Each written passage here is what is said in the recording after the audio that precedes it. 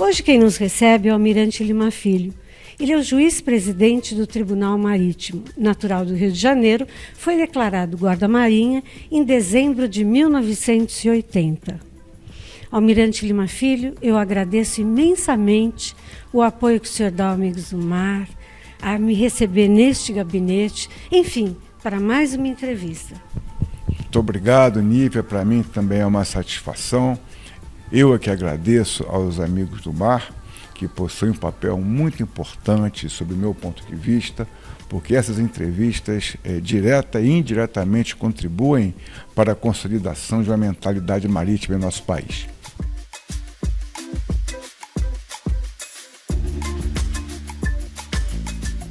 Almirante, o senhor assumiu o Tribunal Marítimo em julho de 2018, com uma brilhante carreira de 41 anos à frente da Marinha do Brasil e mais 4 anos aqui na Corte Marítima.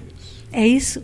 É isso. Realmente, agora em fevereiro, eu completei 45 anos, né, de serviços prestados à nossa invicta Marinha do Brasil. E eu fui premiado na ocasião pelo comandante da Marinha com o cargo de juiz-presidente do Tribunal Marítimo. Certamente a minha experiência pregressa deve ter contribuído para essa indicação, uma vez que eu fui capitão dos portos por 2 vezes, né? Tanto no estado de Alagoas como no Rio de Janeiro. Depois, por quase 3 anos, eu fui diretor de portos e costas. E agora estou completando meu 4º ano como presidente do Tribunal Marítimo, fazendo uma atividade que eu sou apaixonado, que é tratar de assuntos relacionados ao mar, à segurança da navegação, ligados à marinha mercante, o que eu tanto admiro.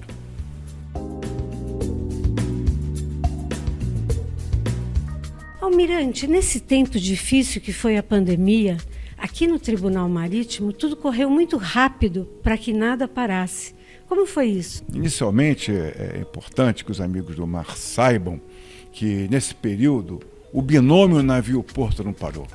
Então, nesse período, desde 2020, quando íamos ao supermercado, íamos à farmácia, lá havia todos os produtos. Por quê? Porque os navios não pararam, né? O transporte não parou em nosso país. Então, nós temos aí um pleito de gratidão com os marítimos e os portuários. Dentro desse contexto, como os navios não pararam, o Tribunal Marítimo também não podia parar. Então, em março de 2020, nós recebemos a informação do início aí da pandemia, meio lockdown, e tínhamos que tomar providências, até porque parte dos juízes tem mais de 60 anos, né? Então, nós estudamos o problema e decidimos realizar as sessões de julgamento por videoconferência. Então nós tivemos um apoio total do comandante da Marinha, ajustamos nosso equipamento de informática e 1 mês depois nós já estávamos realizando as sessões por videoconferência, com a participação da Procuradoria Especial da Marinha e dos advogados, e deu certo. E outro ponto importante que eu gostaria que fosse divulgado é que nós, aproveitando e na esteira dessas modernizações que o Tribunal Marítimo sofreu, nós atendemos a um pedido antigo dos advogados, que é a possibilidade do advogado realizar a sua defesa, a sua sustentação oral à distância. Então, por exemplo, se temos um representado que hipossuficiente economicamente, que mora em Manaus, por exemplo, ele teria que pagar as despesas para que o advogado viesse ao Rio de Janeiro. Agora isso não é mais necessário. O advogado pode fazer essa defesa lá de Manaus em uma sessão presencial aqui no Rio de Janeiro. Então eu diria que, graças ao apoio do Comando da Marinha e à eficiência e comprometimento da minha tripulação, o Tribunal Marítimo também não parou durante a pandemia. O programa BR do Mar e o Tribunal Marítimo.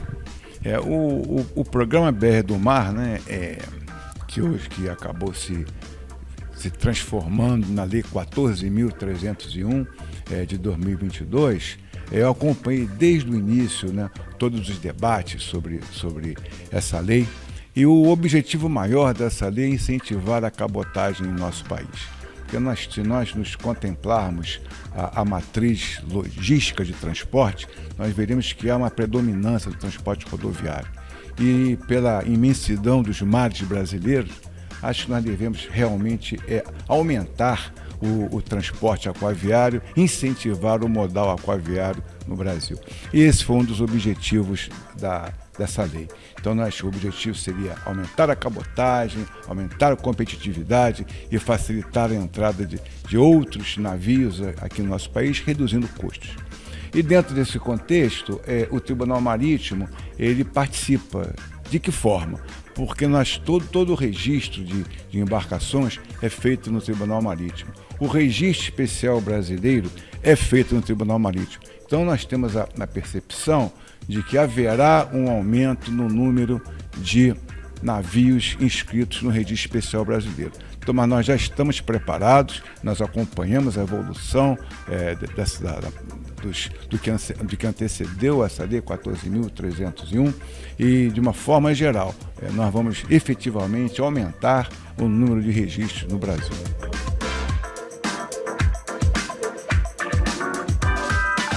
O Tribunal Marítimo pode ser considerado um dos pilares da maritimidade num país como o Brasil, com essa vocação ao mar?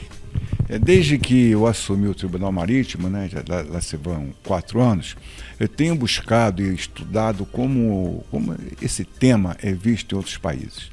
E eu constatei que a grande parte desses países vocacionados para o mar, como o Brasil, possuem um tribunal marítimo ou alguma instituição que cumpre de forma análoga às atividades que nós cumprimos aqui no nosso país. O nascimento do Tribunal Marítimo, que aconteceu em julho de 1934, se deu justamente em decorrência de um incidente internacional. Um navio chamado Baden, ele saiu do Rio de Janeiro sem autorização, houve um bombardeio sobre esse navio, ele teve que regressar, e na ocasião do acordo entre o Brasil e a Alemanha, que era o país de bandeira do navio Baden, era que fosse julgado no Tribunal Marítimo. E o Brasil não tinha Tribunal Marítimo. Então o presidente Vargas, naquela ocasião, em 1930, decidiu que o Brasil deveria ter um Tribunal Marítimo. E assim nasceu o Tribunal Marítimo.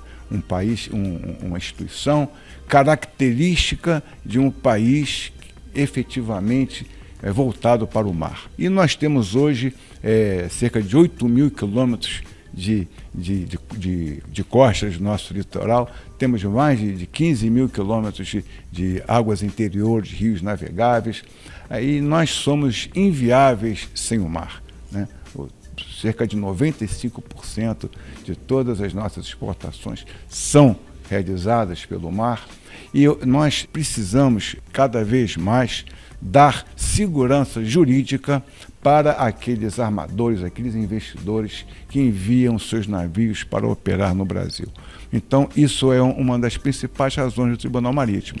Temos aqui um grupo de 7 juízes especialistas que tem essa tarefa de julgar todos os acidentes e fatos da navegação que acontecem em nossas águas jurisdicionais.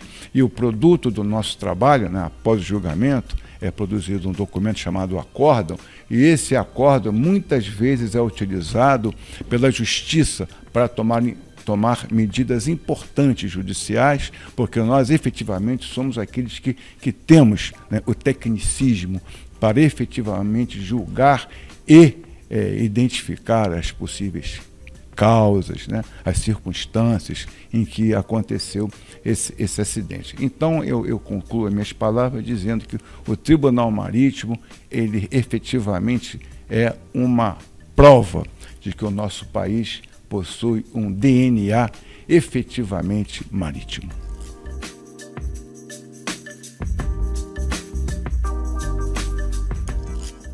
O 12º workshop do Tribunal Marítimo. Desde que eu assumi aqui o tribunal, eu tenho dado continuidade às iniciativas de meu antecessor, inclusive aumentei o número de workshops, fazendo 2 workshops por ano. O nosso último workshop aconteceu no mês de maio, e nós tratamos de 2 temas importantíssimos. O primeiro foi sobre o 40º aniversário da Convenção das Nações Unidas sobre o Direito do Mar. Essa convenção, ela orienta praticamente toda a atividade marítima, não apenas no Brasil, mas no mundo inteiro. Inclusive, o nosso palestrante foi um almirante expert no tema, que é o vice-almirante Garcês. E depois tratamos de um outro tema muito importante, que é as expectativas da comunidade marítima para a regulamentação da BR do Mar, que nós acabamos de conversar, porque a Lei 14.301, ela já está em vigor, mas há uma necessidade que ela seja regulamentada. Então, hoje, o Ministério da Infraestrutura, ouvindo outros segmentos, está trabalhando nessa regulamentação. E depois isso vai impactar em normas na Autoridade Marítima, na ANTAC e inclusive no próprio Tribunal Marítimo, porque a Lei 14.301, ela alterou uma lei muito importante, que é a Lei 9.432, que ela orienta aspectos relacionados à navegação, ao afretamento de embarcações. Então, estamos todos ansiosos para essa regulamentação. E esse foi o tema principal do nosso workshop. Foi muito prestigiado e é importante que nós, aqui do Tribunal Marítimo e a sociedade em geral, especialmente a comunidade marítima, perceba a importância do nosso Tribunal Marítimo e seu envolvimento não apenas no julgamento de acidentes e fatos de navegação, mas nos assuntos importantes ligados à indústria marítima.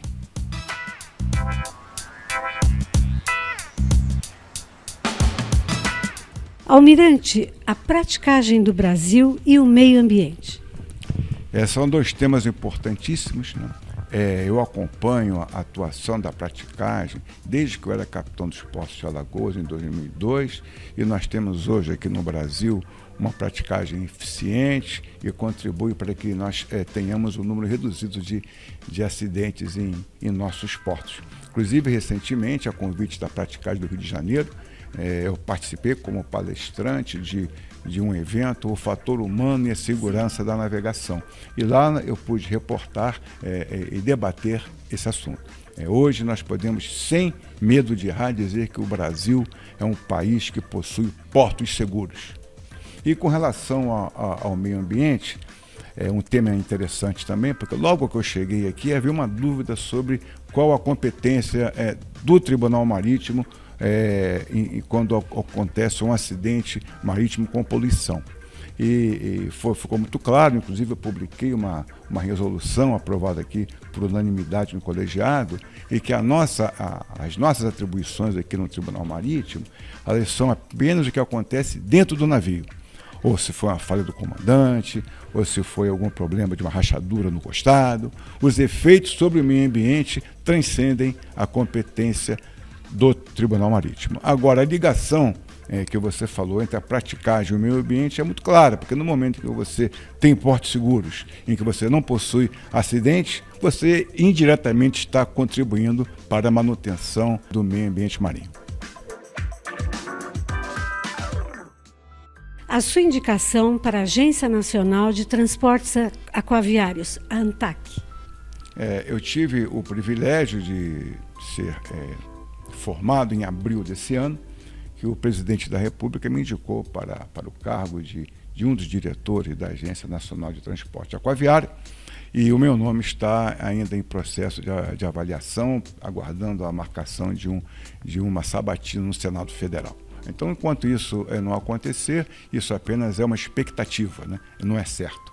Mas eu, com essa minha bagagem de 45 anos na Marinha, e desses 45, quase 15 ligados à atividade marítima, eu tenho certeza que teria muito a contribuir.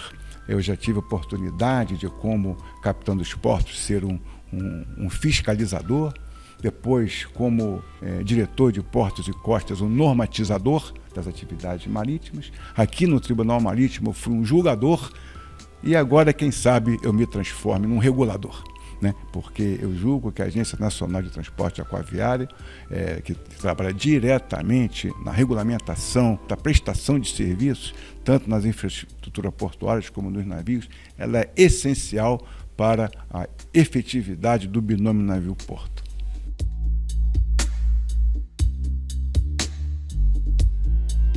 Almirante Lima Filho, nós terminamos nossa entrevista aqui. Eu queria agradecer sempre o seu apoio, a sua disponibilidade, amabilidade, o incentivo ao programa Amigos do Mar.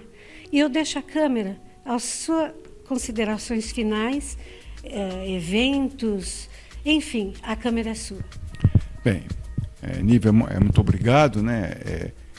Possivelmente essa seja a minha última entrevista para Amigos do Mar como presidente do Tribunal Marítimo. Né? E durante todo esse período, sempre tive dos Amigos do Mar, na sua pessoa, um apoio, uma divulgação muito importante. Assim que eu cheguei aqui no Tribunal Marítimo, uma das minhas metas era fazer o tribunal um pouco mais conhecido, né, no seio do nosso país. E eu acho que eu consegui isso, pelo menos um pouco eu acho que eu consegui.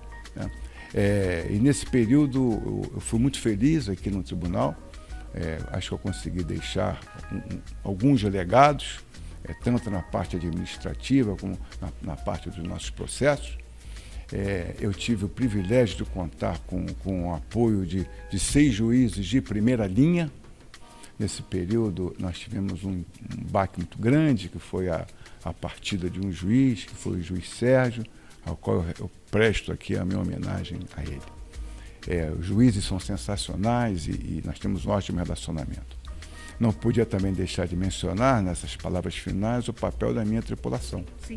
Porque eles que efetivamente são os responsáveis por algum sucesso que o Tribunal Marítimo tenha tido durante a minha gestão aqui no Tribunal Marítimo. E da mesma forma, né, dizer que o apoio do Comando da Marinha, na pessoa de seu comandante, almirante de esquadra Almir Garninha Santos, é fundamental para que nós possamos bem cumprir as nossas atividades. Outro ponto importante para comentar é o relacionamento entre o Tribunal Marítimo e os advogados. Né? Os advogados são fundamentais para a justiça e nós aqui, eu tive nesses 4 anos o privilégio de ter com os advogados que militam nesta Corte Marítima uma relação muito boa, uma relação profissional, uma relação urbana, e vendo que efetivamente eles defendem com muito ardor, com muita dedicação, mas principalmente com uma elegância muito grande. Então, o nosso tribunal é um tribunal privilegiado pelos advogados que aqui militam. E da mesma forma, a relação com a comunidade marítima.